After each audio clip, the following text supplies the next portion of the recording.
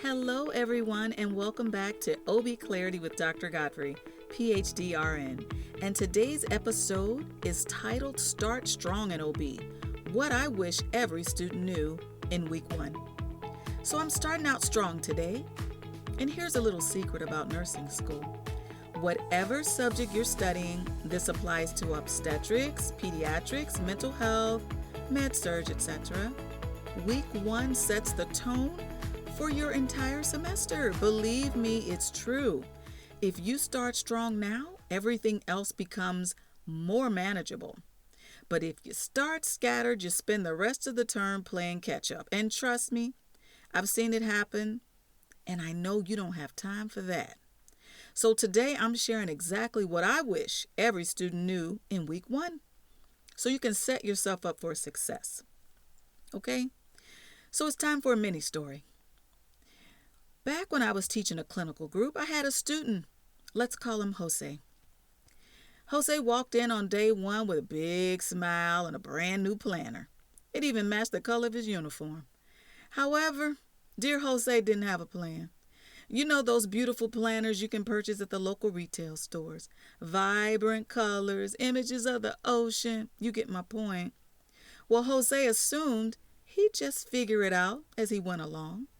But by week 3, he was drowning in reading assignments, quizzes, clinical prep sheets. Why was he drowning? Because he had no plan. And as you know, that is not clarity. But let's look at another student. Her name's Maya. Maya did something different. Before classes even started, she mapped out her reading. She scheduled daily study blocks and set reminders for every assignment. Did she have less work than Jose? Nope. But she had a system, and that system gave her breathing room when life threw her curveballs because, let's face it, nursing students are busy with a capital B, and unexpected events will just show up. So what's the takeaway, Dr. Godfrey? Well, I will not behave like Jose. I'm following Maya's lead.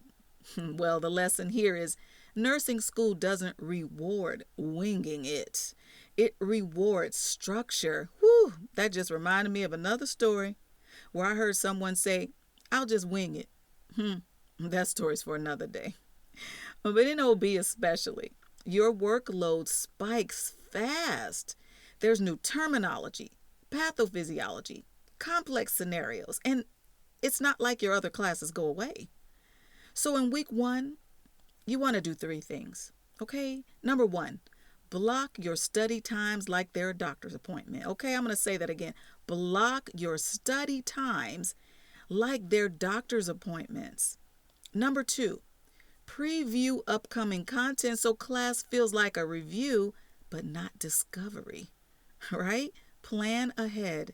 And number 3, create quick reference notes. Don't rely on rereading huge textbooks.